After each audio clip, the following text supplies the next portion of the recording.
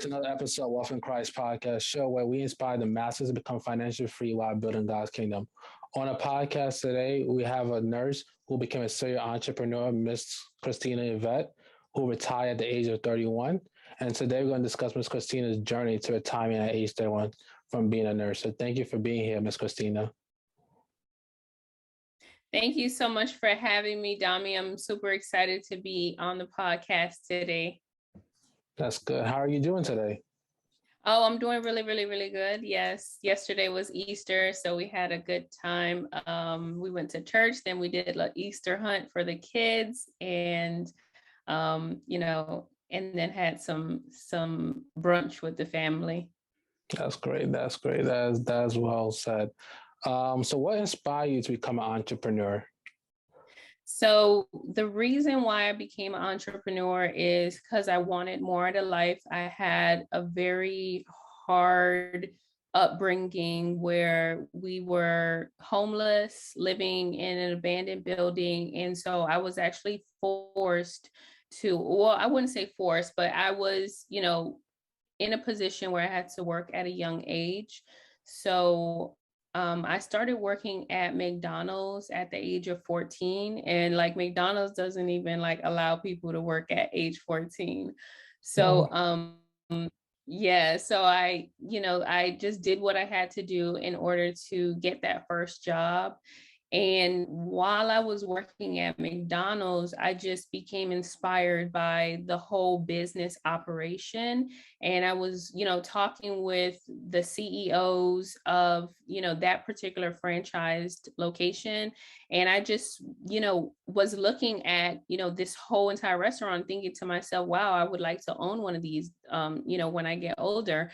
And I was talking with them and asking them, hey, what do I do in order to get, in order to franchise a McDonald's?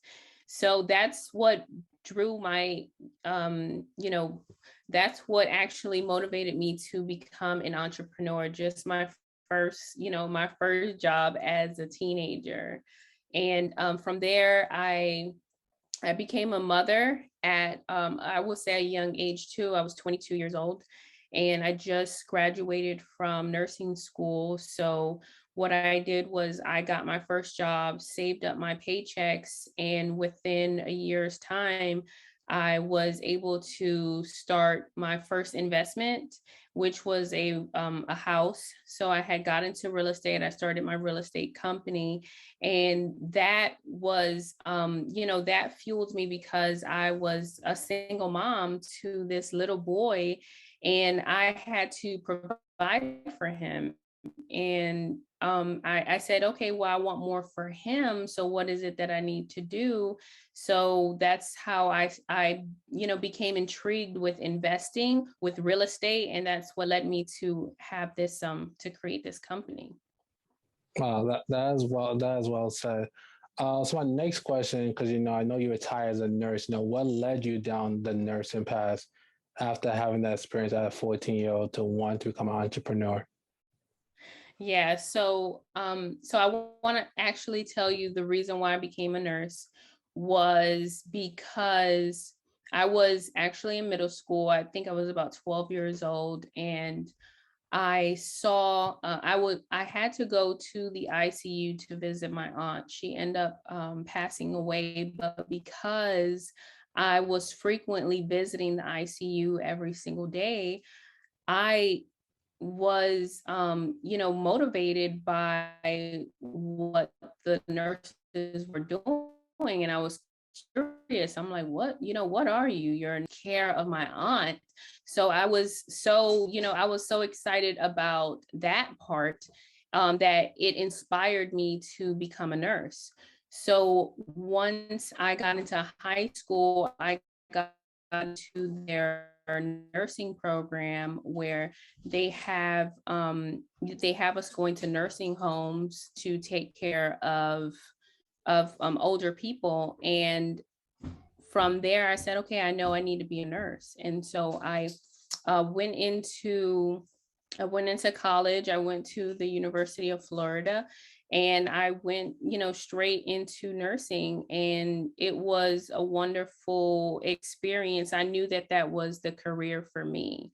And once I became a nurse, I actually started off in a hospital that was very short staffed, and I was always asked every single day to do overtime. So I did, a lot of overtime, and I realized, I said, okay, well, it's not really sustainable to work 12 hours a day, 7 days a week, or sometimes 6 days, sometimes 5 days, but it was a lot. And at that time, and I was young, I was, 22 years old at that time, but I just realized, wow, this is hard work, and the hours are really long. And I had this new baby that was 1 years old that I wasn't spending that much time with because I was, at the hospital trying to make the money to provide for him. Wow, wow, wow. That's well said. Now I want to ask, in regards to you having a child at 22, and having to find income, how did you manage that? I can imagine how stressful it is to look for income and also be there for your child, being a single mother. So would you like to speak about that a bit? Yeah, absolutely. So it was actually very challenging, but when you have a good support system by you, then I think that anything and everything is capable of happening. So with me, my parents were my support system. They were there for me throughout my entire nursing career, or I would say my entire nursing schooling, because I got pregnant in nursing school. So in our first semester, when we first started, like the first day of nursing school, the professor says, ladies, do not get pregnant. Men, do not get your wives or your girlfriends pregnant. And so we all agreed, we all looked at each other because they said it's really hard. Like nursing school is really hard. So they made that very clear. And I end up being the first person to get pregnant in our cohort. So it was challenging, but I would just go back to saying that it was a support system. So like in nursing school, I had a best friend that I was doing my entire program with, and she used to write good notes and give them to me, and I would just I had to pull through, honestly, because when you're pregnant, you're sick too. So I was skipping class and stuff, and it was obviously not intentional, but I just stayed motivated and said to myself, okay, this is something that I have to do. I have to get through. And so after I was done with nursing school, my my son, he was about a year and he was about 6 months actually. And it was time for me to, start working as a nurse. And so my parents said, absolutely, we will take care of him while you go work. And I actually worked an hour and a half away from my house. So that was also a challenge too, because sometimes I wasn't able to, drive an hour and a half. So I would have to like rent a room, in this local town because I had to go back to work the next day. So it just boils down to having a good, solid support system to be able to see your way through these challenging moments. That's well said. That is definitely well said. And one thing I definitely want to highlight for the viewer is your mindset. The mindset that despite you had a challenge, that you're gonna keep on going. Um, that's something I want to talk about. So, how did you continue to stay motivated? You spoke about you did have a support system, but how were you able to stay motivated? So motivation is, I think it starts from within. And what kept me motivated is having pep talks with myself. So I constantly had to tell myself, you can do this, get up, find the energy, find the time, find the people, whatever it is that I needed, that extra push. I would just, I would honestly, I would just tell myself. So I feel like it is a mindset thing, and you have to talk to yourself. If you need, a moment, if you need a break or anything like that, just, walk away outside of your environment, outside of your space, and, tell yourself those positive things that you need in order to, in order to keep going. That's well said. That's well said. Next question is, so you did that. You went to nursing school. You motivate yourself. You had a support system, but you seem like throughout this 9-year journey, you didn't forget about this goal of wanting to have that time. Of that experience that you had at a 14-year-old of having that freedom that you saw that CEO. So what led you to start going back into that journey again while you was a nurse? So I knew that I had to make to provide a better life for my son. So that was like my number one motivation. And it just led me into the path of saving money. I knew that I wanted to be an investor. I knew that investments was the way that I was going to be able to buy back my time and buy back my freedom so that I could spend an unlimited amount of time with my son. So that was my number one motivation. So I saved pretty much like every paycheck. So every single, time that I got paid biweekly, a certain portion of my paycheck, which I think at that time was about 20%, I was saving about 20% of my paycheck in order to, be able to invest the money. And I started a bunch of different investments. But my first one was real estate. So I had created a real estate company and I bought my first house I end up saving about $25,000. And I said to myself, I said, okay, I'm ready. I'm ready to invest. I have to find the right, real estate transaction or property in order for me to be able to to invest this money and grow it. So what I ended up doing was I went to a seminar where they educate you on how to flip houses. And from that seminar, I left that 3-day seminar fired up.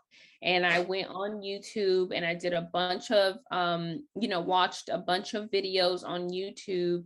And I end up finding that strength to say, okay, yeah, it's time to start looking for a house. And so the house actually came to me. I didn't find the house. The house was like a couple blocks away from the neighborhood that I grew up in, and it felt like the perfect location because I said, okay, my middle school was like 10 streets away from this house, so I know the area.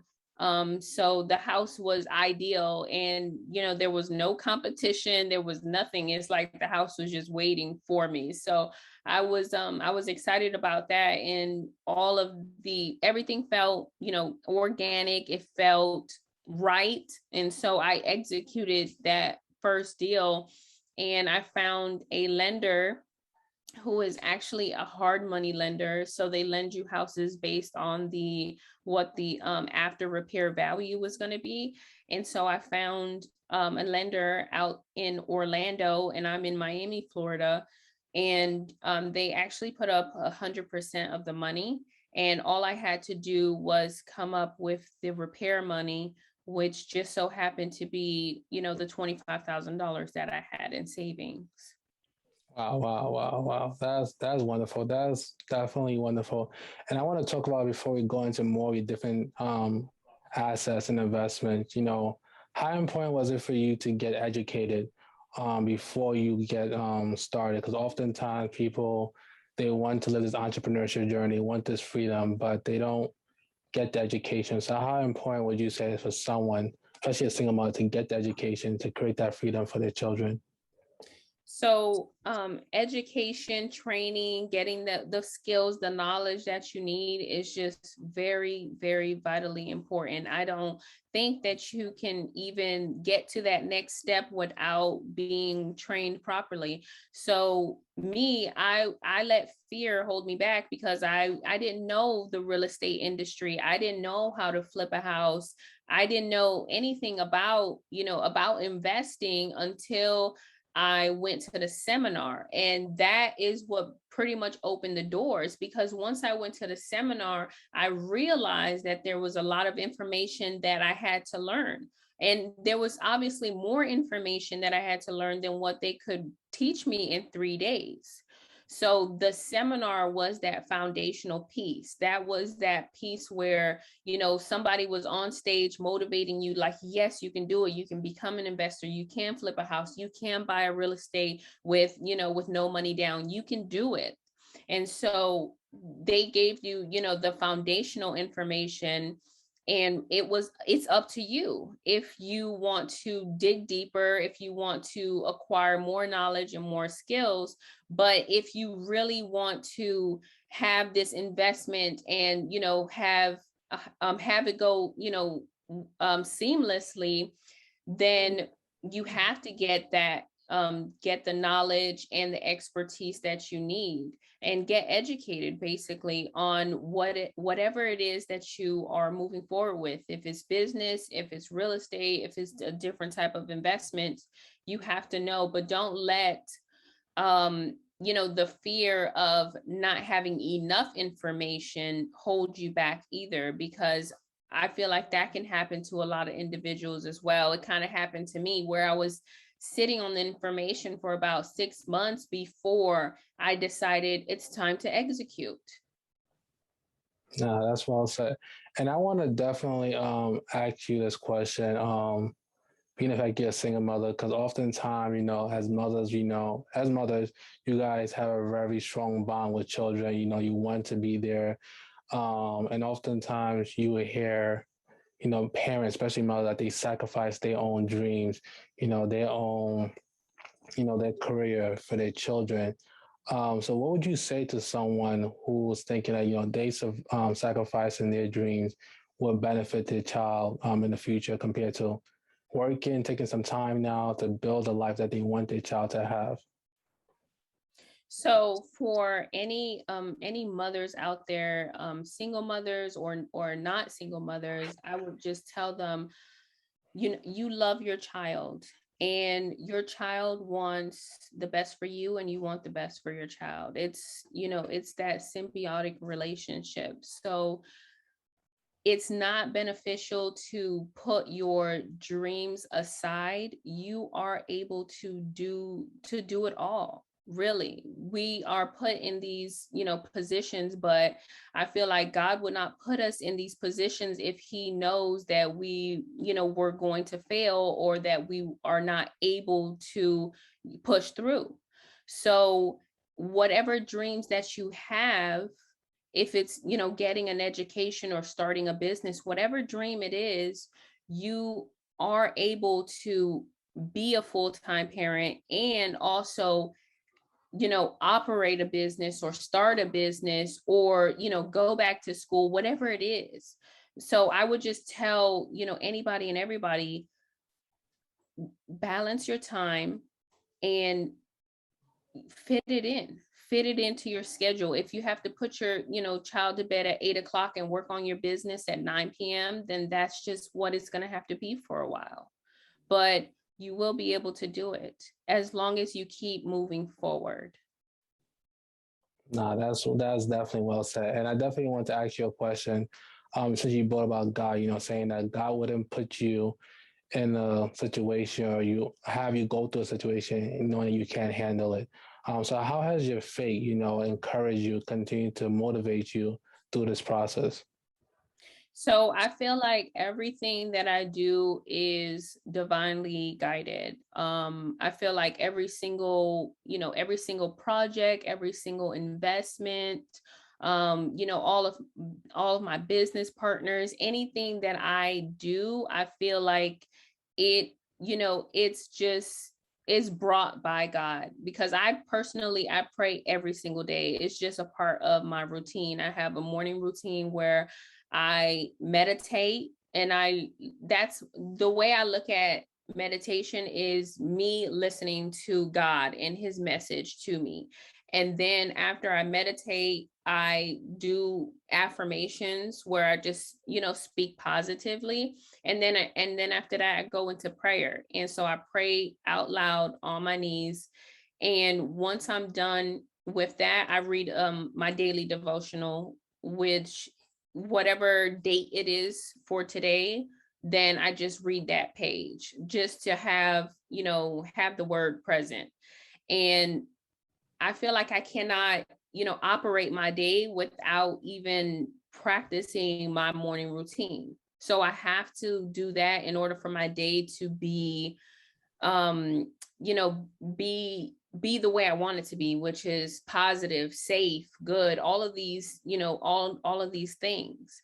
So God has just played a very important role in my life, because everything that everything that I've built is because of him, because of all of the ideas, the motivation, the pathway. Like, my book was already written, and I'm just walking down the path that he wants me to walk down.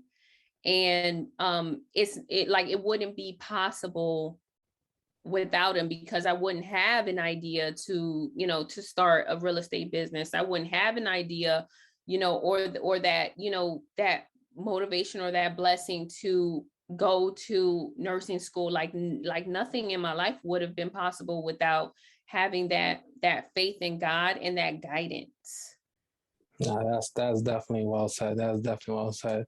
And that leads me to my next question. You did the real estate thing, your real estate company. You started off, you bought your first property. So where did you go from there to build out your different streams of income? Yeah, it my investing life started with real estate, but I knew that I had to diversify, because real estate is just one industry. It's just one financial market, and there's so many different other financial markets. But because of the money that I was actually able to make in real estate by flipping these houses, like one house, like my first deal was actually a 6-figure deal. So this house, I bought it for 89,000 and I sold it for $235,000. And that money led me to get into other investments. So I got intrigued with the stock market, and a lot of people are like, okay, well, you should have tangible assets that you can touch. And I do agree. And that's why I invest in real estate. But you have to also agree that, stocks in another company, even though you can't touch stocks and it's not physical, you have actually a physical business that's operating. So I knew that I had to get into the stock market, but I wanted to go down the most like ideal route for me. So instead of investing in, in one particular company, because I wanted to be diversified, I end up investing in index funds that, buy into several different companies. So I needed to have that protection piece of it all too. I didn't want to put myself in a risky position or situation. So I always wanted to practice diversification. And that's why I use money from real estate and then I invested it into the stock market. And then from the stock market, I also invested in the foreign exchange market, which a lot of people are not really familiar with this market, but it's the largest financial market in the world. And it deals with, different currencies in different countries. So I knew that if banks and insurance companies and all of these, big players were investing in this market, I had to also invest in this market. And so that's why I started learning about trading, and I was trading myself still while being a full-time nurse. I would like get into a trade at like, 5 o'clock in the morning and then go to the hospital and clock in at 7 o'clock in the morning. And I would have to manage my trade on my cell phone. And so that became a little frustrating and I couldn't do it for long. So I said, I need to find a passive route.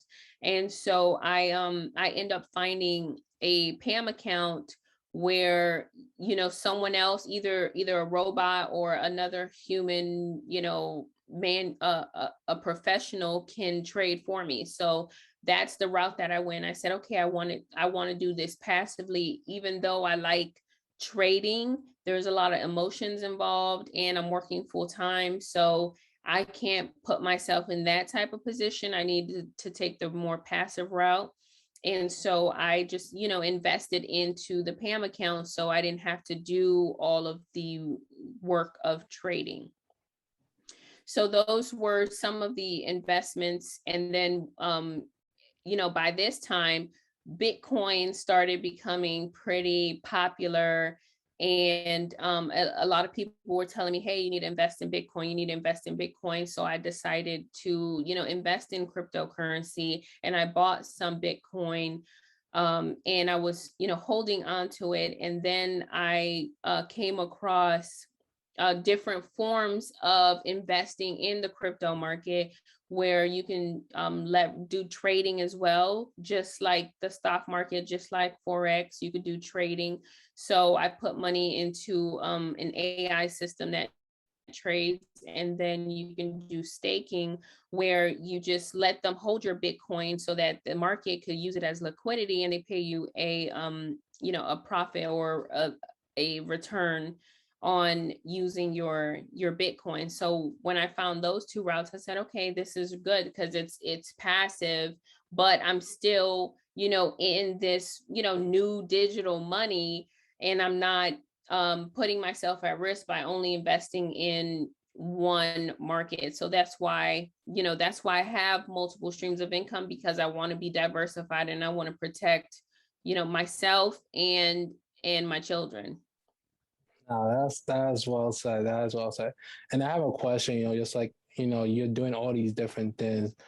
I can imagine you had to set a time, to learn all these different things. So how did you go about educating yourself for each different thing, whether it was stocks, whether it was the Forex, now crypto? Like, how did you set a time to get educated? And what are some resources that you use to get educated?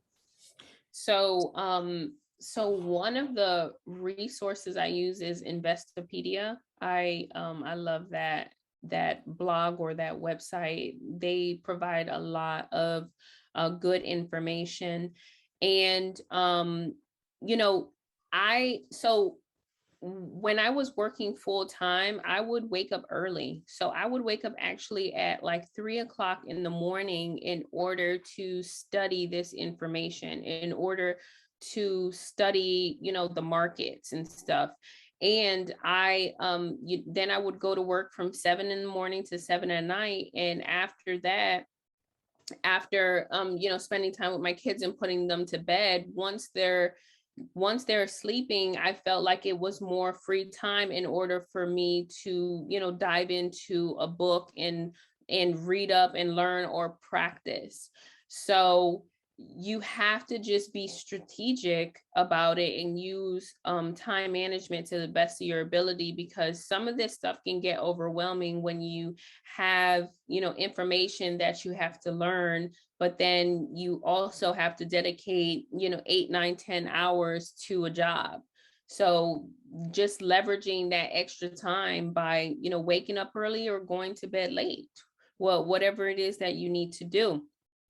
So some of the other tools that I use is, it just depends on like for crypto, I have a digital wallet with Coinbase, and so they have like a whole section where they provide good education.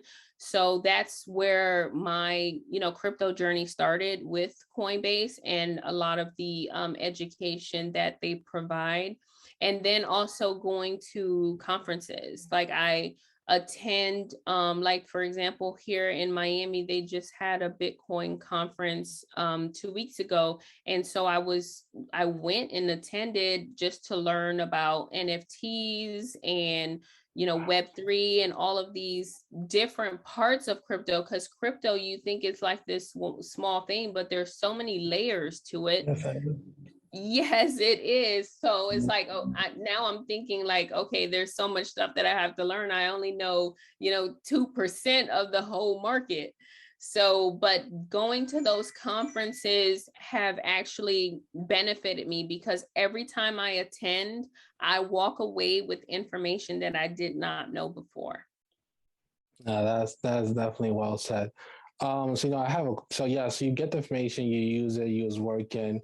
I can imagine there was challenges, while you was learning. You mentioned while you first started trading Forex, by the time you get to work, then I'm sure you just been chances where you couldn't collect profit, or, your stop loss hit and you wasn't able to get back into the trade. So how did you manage these different challenges? Yeah, so me, I'm an emotional creature, and there has been several times where I've lost money, but I don't let it hold me back. And I don't allow that fear or that failure to prevent me from moving forward. So with for example, with real estate, one of my flips, one of my investment properties, I actually lost $50,000 because I bought this house and it wasn't renovated proper. Like it actually, there was a garage and it was converted, but it wasn't converted legally. So Oh, when the inspectors came to check the windows, they noticed that, look at this garage here. And so I got a fine, and it cost me $50,000 that I did not anticipate. So that actual transaction was a loss for me. So, but it did not allow me, it didn't allow me to, to give up. I wasn't going to give up just because I had one failure. I just had to, dust off my bruises and move on to the next project. So it actually allowed me to pivot my strategies and my investment styles.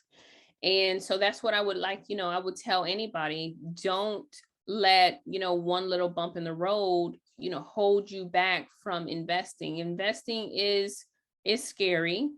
And there are going to be, some trials. There are going to be some times where you lose money, but the reward is more substantial than the risk. Honestly, you're putting up a little bit of risk, but at the end, you're going to have, another stream of income. You're going to have financial freedom. You're going to have time freedom and things like that. So, investing just has to be a part of anybody's, financial equation. that's well said.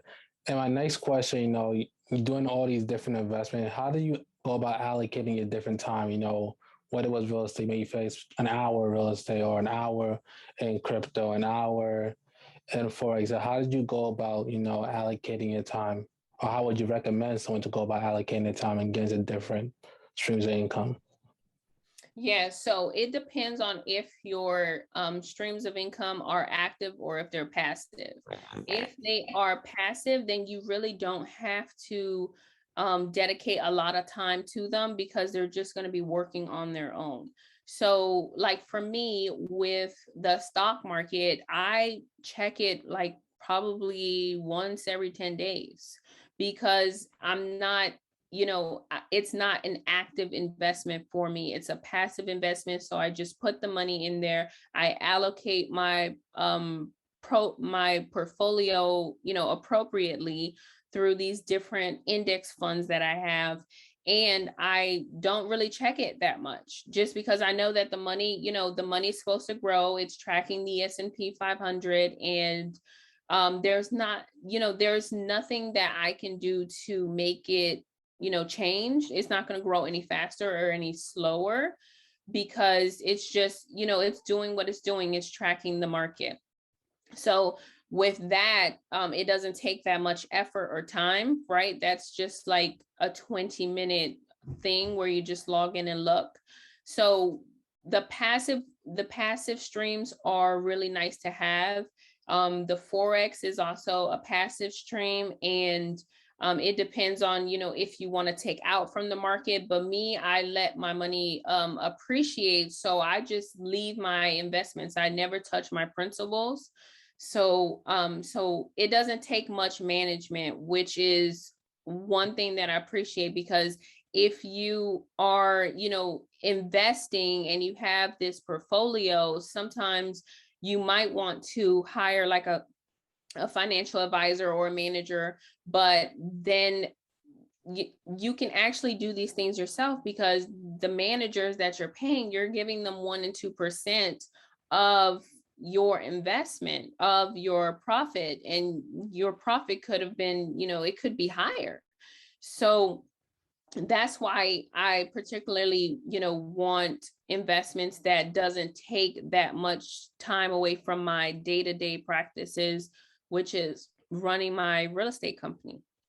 So when it comes to that, you just have to have a good time management schedule. So one thing that I do is I set up my schedule the night before. So a part of my night routine is to have my planner out.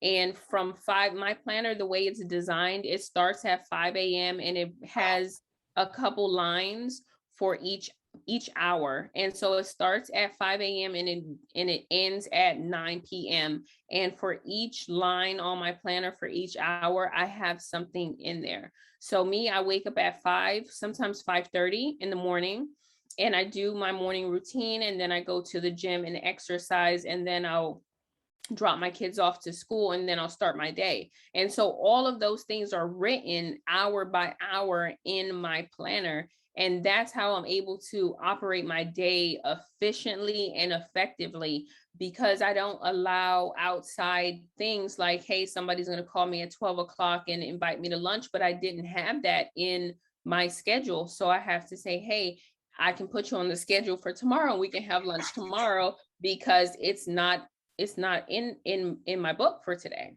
And so just having that discipline with your time management, because time is something that we'll never get back. So you don't want to, you don't want to waste it. That's well said. I can't say that any better. And I do want to ask a question, in regards to having multiple streams of income. They say that the average millionaire have about 7 streams of income. And because of that, people think that they have to just go and start up 7 different businesses, 7 different companies all at once. So how would you, recommend someone to start building off their different streams of income? So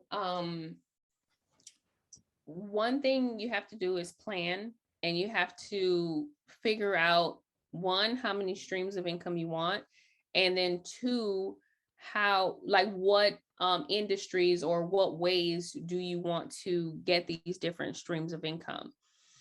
So that's one thing that I did initially, and that's what led me into, having 8 different streams of income, because I knew that I didn't want to put all of my eggs in one basket. And so I planned accordingly. And some of these streams of income, they organically just came out of having other streams. So like one of my streams of income is affiliate marketing. And affiliate marketing kind of just came out of me always referring, different things. Another one of my streams of income is Turo, and like renting out cars and slingshots here in Miami.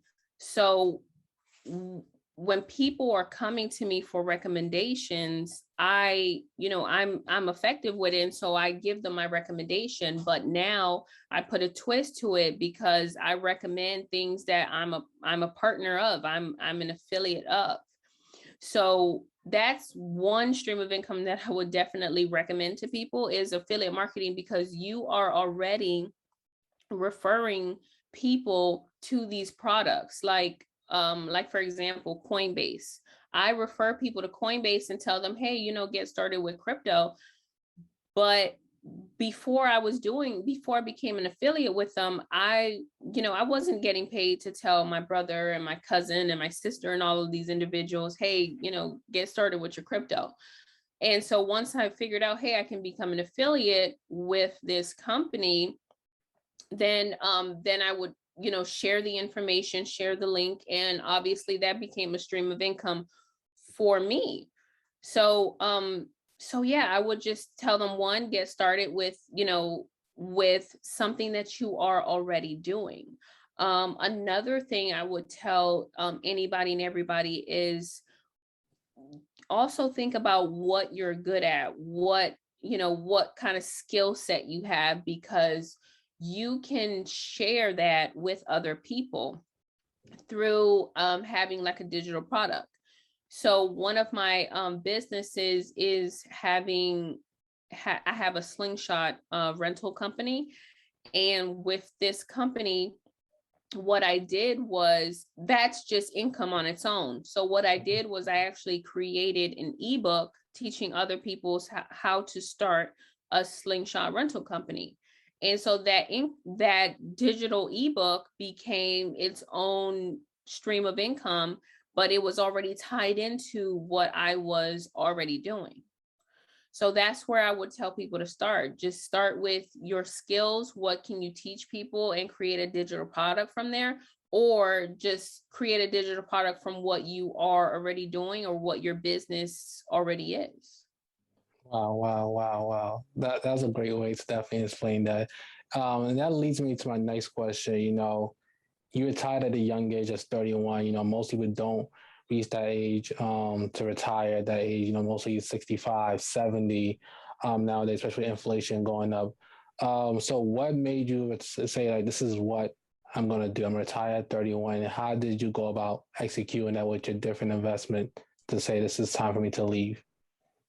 Yeah, so I actually left the nursing field at the height of the pandemic, when it was actually July of 2020, July 4th of 2020, when I said goodbye to the bedside. And primarily it was because of the conditions working during the pandemic. It was very hard and challenging. But the questions that I asked myself was, have I created enough streams of income or enough passive income that is going to replace my current income, replace my 9 to 5, replace my career? And so that's one of the things that I asked myself, and the answer was yes. So once I figured out that my investments could, pay for, keep the lights on, keep the water on, pay for my car note and all of these other expenses, then I said, okay, well, what about my time? Could I be doing something better with my time?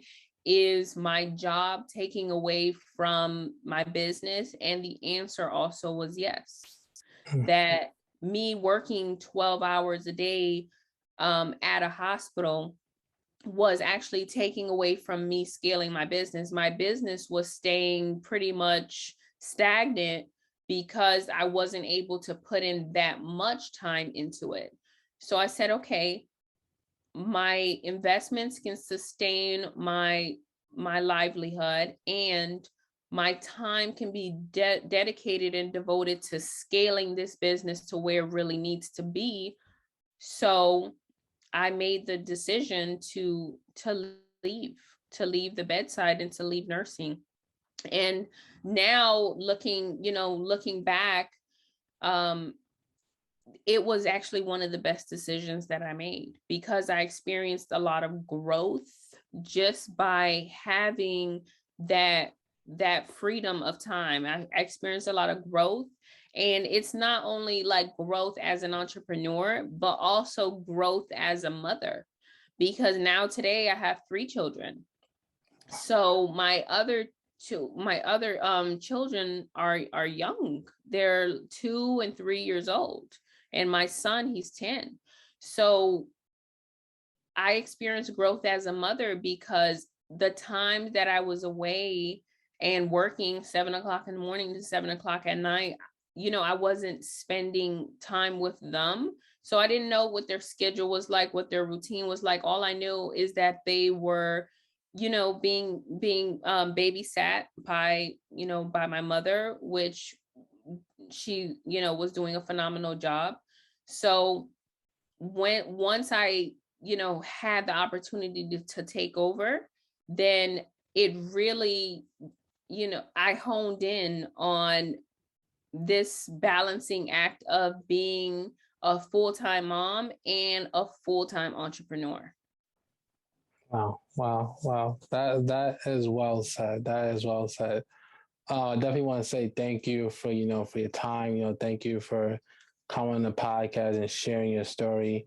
I do have two more questions. One of my last questions is, where do you see yourself in the next 5 to 10 years as a mother, as an entrepreneur?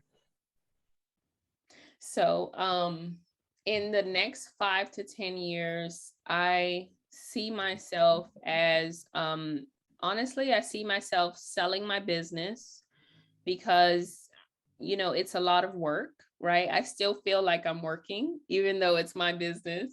So I see myself selling my business and, traveling with my kids and my husband and my family and just enjoying time, basically, like spending time with them, like that pursuit of happiness. That's what I'm all about. So that's what, I want those experiences. And So, yeah. nah, that's well said. That's well said. And if you did have any closing words, actually, before I say that, I know you do have a program where you do teach people about, how to make multiple streams of income. Could you quickly explain how people can get involved in your program? And Yeah, absolutely. So I have a membership. The name of my brand is called 7 Ways to Wealth, where I teach people how to create different passive income streams.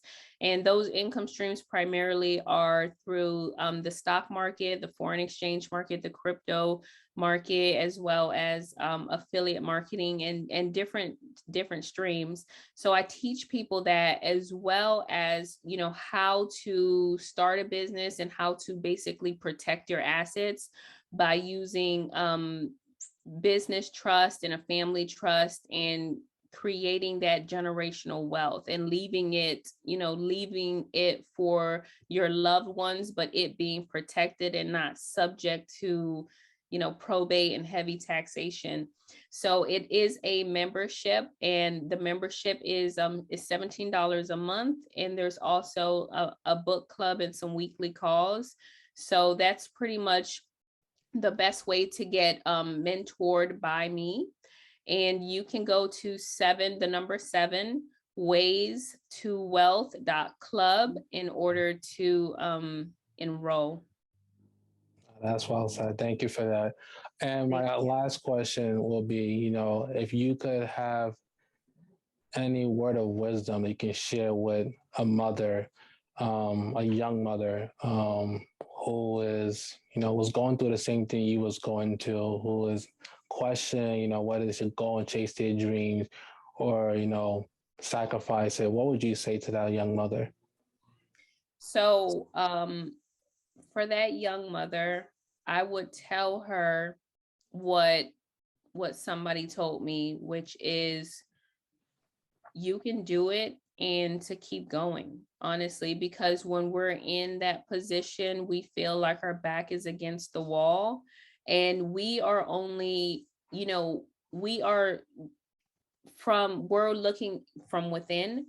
But when there's people that are on the outside, looking at us, it can feel very it can feel very challenging. But you have to know that you are able to do it. You are able to be a mom and work full time and start a business, or do whatever it is that you need to do.